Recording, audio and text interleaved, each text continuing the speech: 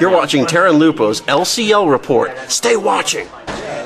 Check out Georgia's famous baklava. So good, it should be illegal. Oh, wait a second, it is. Instead of sending your friends some lame cookie basket or something they don't want, instead, ship them something they've never had, homemade baklava. Straight from an activist. Support the liberty community. Again, check out Georgia's famous baklava at this website.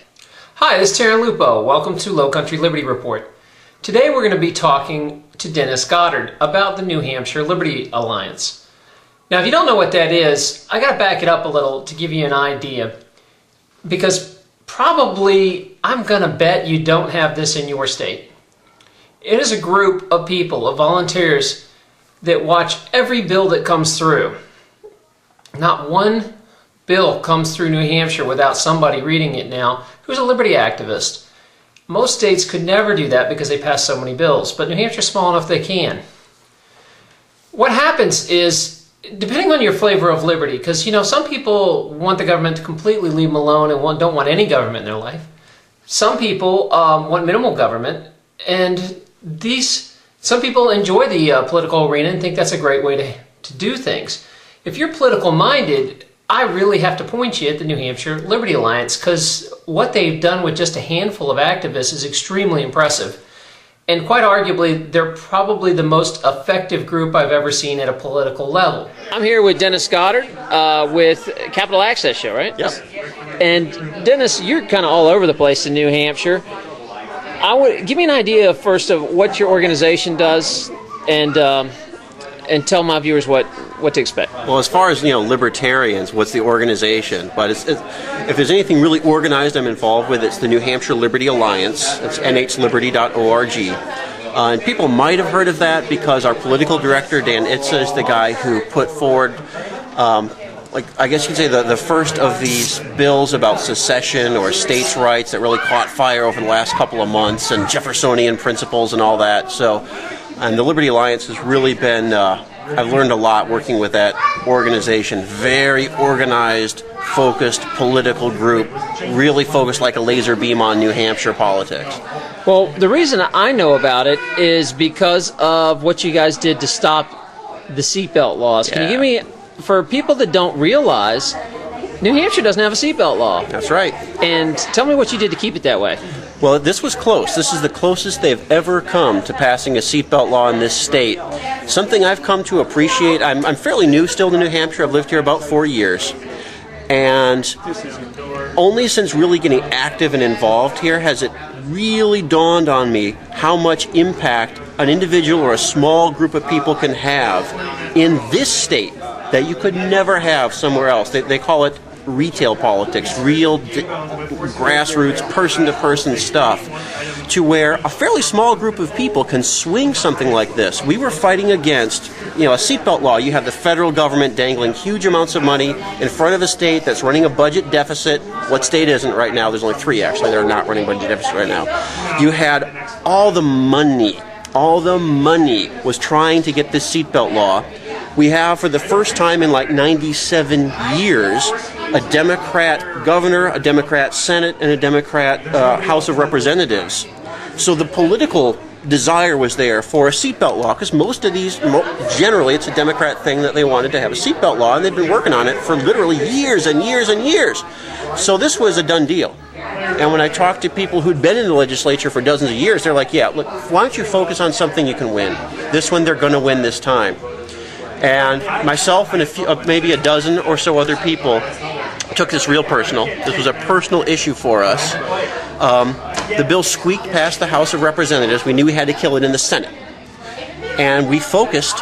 One of the things you can do in New Hampshire, we know all the senators. There's 24 of them, but they're approachable. So we're literally, not because I'm anything special, just because you can meet these people. They're really just schmucks that live a few blocks down the road.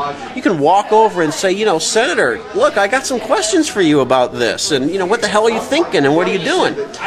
So we found the few senators who were really on the fence. They honestly didn't know about whether they wanted to vote this way. It doesn't seem live free or die, and it's really not our culture. But on the other hand, the money and keeping people safe. and we flyered them. We flyered the hell out of them. We had people making phone calls. We had some senators who were so tired of getting phone calls from people who were irate that they might vote for a seatbelt bill, they were changing their home phone number because they didn't like how much people were just pounding. They didn't want them to vote for a seatbelt bill. And at the end of the day, we fought that to a standstill, and the beautiful thing is, if you fight it to a standstill, the bill dies. So that bill is dead. They are not going to have a seatbelt law in this state, at least not for now. So whenever you fight for freedom, you get free for now until the bastards come back and want to pass the damn law again next time. And the next time, guess what? We'll be there again.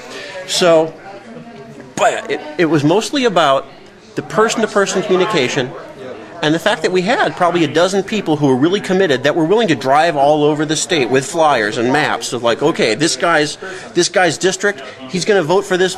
You think he may or may not vote for this bill, and we're not sure on where he stands? Flyers, every one of his constituents. And when they get enough irate phone calls, would you believe they listen? Well, let me ask you, I'm doing a series on why people moved to the Free State Project, and what was the breaking point? Did you have any sort of thing where the government just basically stepped in on your life or civil liberties too much that made you come, or was it kind of a gradual decision? Well, I mean, to be honest with you, what happened to me, nothing, fortunately. The government has never really screwed me hard in the way I see so many other people who are involved with this get screwed, whether it's by eminent domaining their house or doing whatever crazy response to something minor that people do. In my case, it was real simple. When I was in high school, I'm sure this has happened to a lot of people, I'm sure. When I was in high school, I did in fact try marijuana. Okay? And when it finally dawned on me that, first of all, I did a lot of research. I didn't just like start smoking dope because my friends were smoking dope. I read so much crap, scientific studies with double blind, and I was quite sure that this, while not being legal, was safer than the drinking that I saw some kids doing, and I wanted to find out what this was really all about. And so there was the fact that if there was any harm that was going to come to me from doing this, it was my government that was going to cause the harm, and that my government was throwing people in jail for this activity. It was just a sense of moral outrage, that this is not how the world is supposed to be. It does seem very hypocritical that every one of the presidents I can think of has done drugs, yet they pass laws and throw people and ruin people's lives. And the only reason they're president is because they didn't get caught. I think always of Thomas Jefferson. Someone asked him about some act or some practice, probably a religious practice at the time, that was reprehensible to him. And he, look, it neither picks my pocket nor breaks my leg.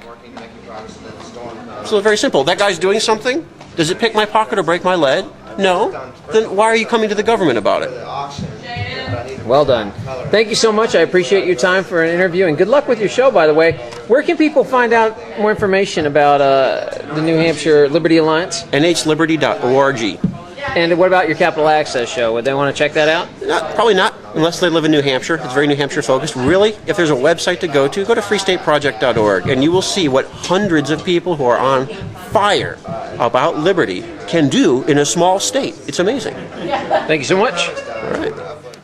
Currently, they're even putting out a very, very cool bill, which I had never seen before, a Fija Bill, which stands for Fully Informed Jury Association. If you don't know what that is, it's basically back in the day, you used to be able to vote.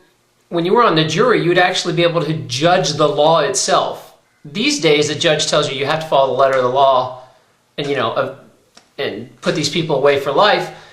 Back in the day, you used to be able to say, no, this is a stupid law. This person's not guilty. You could actually judge the law. It's still a right, but judges hate you knowing it. They don't want you to know it when you go into juries. So what this does is it makes judges actually have to inform the jury of this right before a trial. I mean, this could save tons of people being steamrolled by the system. So I do tip my hat to that effort. It's quite excellent.